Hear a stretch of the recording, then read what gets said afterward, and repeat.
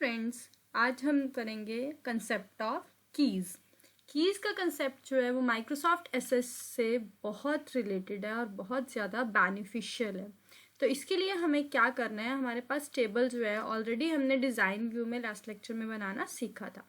अब यहाँ पर जो कीज़ हैं वो कीज़ हमारी कैसे हेल्पफुल होंगी हमारे टेबल्स के रिलेशन बनाने में। ठीक है, तो कीज़ सबसे पहले हम सीखेंगे होती क्या है। तो देखिए ये है कीज़ का कंसेप्ट है, keys plays an important role in a relational database. Relational database means जहाँ पर टेबल जो है वो आपस में जुड़ के रिलेशन बनाएंगे। Okay, it is uniquely identify any record और रो ऑफ डेटा। कोई भी रिकॉर्ड या रो जो है, जो डेटा है हमारा, उसको क्या करेगी, यूनिकली आइडेंटिफाई करेगी, मतलब उसमें डुप्लीकेसी कहीं नहीं होगी।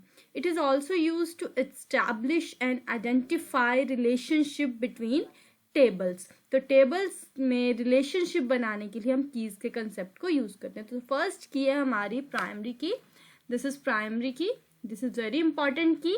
This is the first key used to identify one or only one instant of a entity uniquely. Entity means जो हमारा, जैसे हमने रोल नंबर लिए तो ये हमारी एक entity, class, section, father's name, date of birth, ये जो हमने टेबल बनाया है इसके अकॉर्डिंग हमारी एक एंटिटी जो है, हमने कोई भी ऐसी एंटिटी लेनी है जो हमारे डाटा को यूनिकली डिफाइन करे। ओके, जैसे स्टूडेंट का टेबल है तो roll number can be primary key and since it is a unique for each student, हर स्टूडेंट के लिए जो रोल नंबर है वो यूनिक होता है। ठीक है, तो हम और भी कोई प्राइमरी की कंसीडर कर सकते हैं, लाइक कॉन्टेक्ट नंबर भी सबका यूनिक होता है, तो कॉन्टेक्ट नंबर भी as a primary key consider की जा सकती है।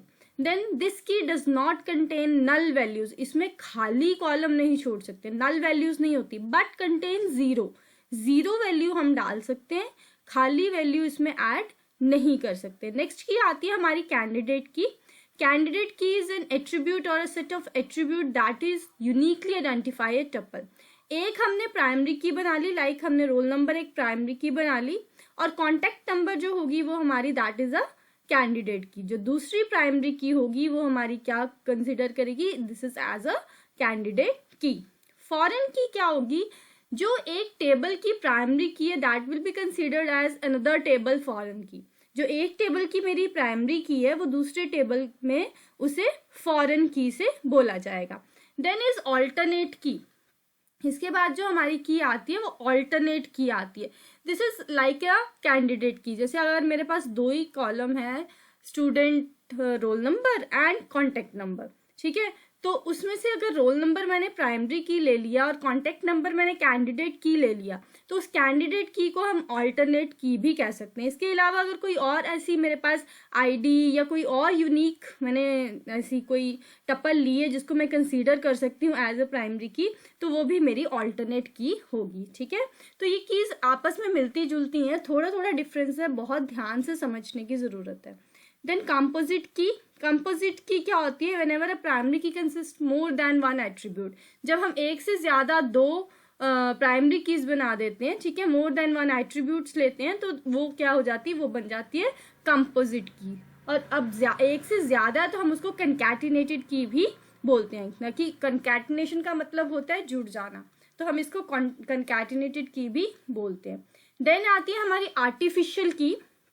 आर्टिफिशियल की क्या होती है, अगर हमारे पास ऐसी कोई की नहीं है जो हम एज अ प्राइमरी की ले ले, ऐसी कोई मेरे पास एंटिटी नहीं है, कोई फील्ड नहीं है, तो हम क्या करते हैं, या प्राइमरी की हमारी बहुत लार्ज है या कॉम्प्लेक्स है, तो हम क्या करते हैं, कोई ऐसी की ले लेते हैं जो आर्टिफिशियल की काम करेगी। लाइक हमने जब टेबल बनाना सीखा था तो हमने देखा था कि जो हमारी आईडी थी, आईडी ऑटो जनरेट हो गई थी और उसमें ऑटोमेटिकली नंबर फिल हो रहे थे और उसकी जो डेटा टाइप थी वो ऑटो नंबर थी, है ना। तो वो आईडी जो है दैट इज माय आर्टिफिशियल की, वो मैंने नहीं ली, वो मैंने अपने आप जनरेट हुई और मैं उसको एज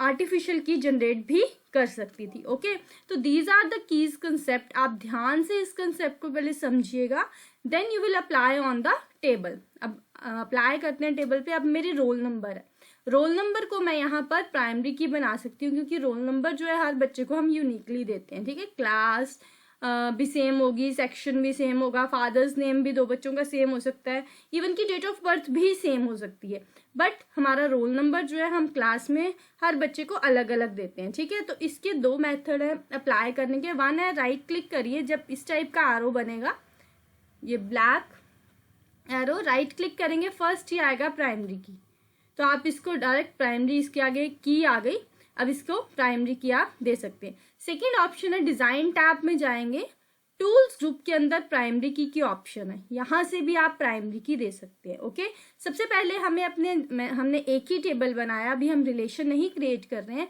तो हमें बस ये सीखना है कि how to add the primary key in a table. Primary की ही जो है वो बाकी कीज का धीरे धीरे काम करेगी। जब मोर देन प्राइमरी की, वन प्राइमरी की डालेंगे तो हमारी कंकैटिनेटेड की आ जाएगी, ठीक है। अगर हमारे पास नहीं है कोई चीज़ डालने को, हम नई कोई एक्स्ट्रा डाल देंगे, तो हमारी आईडी जैसे हमने डाल दी, कोई ऑटो नंबर जनरेट कर दिया कि मैंने उसमें कोई वैल्यू नहीं देनी है, वो खाली नहीं होगी, वो डुप्लीकेट नहीं होगी, तो वो हमारी क्या आ जाएगी, आर्टिफिशियल की आ जाएगी। और ये प्राइमरी की दूसरे टेबल पे एज अ फॉरेन की काम करेगी, क्योंकि ये जो प्राइमरी की होगी ये दूसरे टेबल के लिए बाहर से आई होगी, तो बाहर से कोई आता तो हम उसको फॉरेनर बोलते हैं, तो सिंपल सी बात है, दिस इज अ फॉरेन की in for another table. Okay, तो अब इस की का काम क्या, अब हम टेबल का डेटा ओपन करेंगे। जब हम इस टेबल को ओपन करेंगे तो हमारे पास ये डेटा है, ठीक है। यहाँ पे मैंने 0 वैल्यू डाली, ठीक है, और मैंने यहाँ पर सारी वैल्यूज जो थी अकॉर्डिंगली ऐड कर दी। अभी देखेंगे क्या काम करना है इसमें। कोई भी हम इसमें डेट ऑफ बर्थ ऐड करते हैं, हमने लास्ट में भी देखा था। देन अब यहाँ पे दोबारा से ये जो है मैं 1 ऐड कर रही हूँ, ठीक है। यहाँ पे मैंने दोबारा से 1 ऐड किया। देखिए, the changes you requested to the table were not successful because they would create duplicate values, that is very important. In the index primary key और relationship change the data in field और fields that contain duplicate data, remove the index and redefine the index to permit duplicate entries and try again. Okay, ये क्या बोल रहा है कि duplicate entry आपकी add नहीं हो सकती है। अब यहाँ पे मैं इसको डिलीट करके यहाँ पे अगर 5 लिखूंगी तो मेरी एंट्री जो है वो चल पड़ेगी। ओके, तो that is the way to add primary की।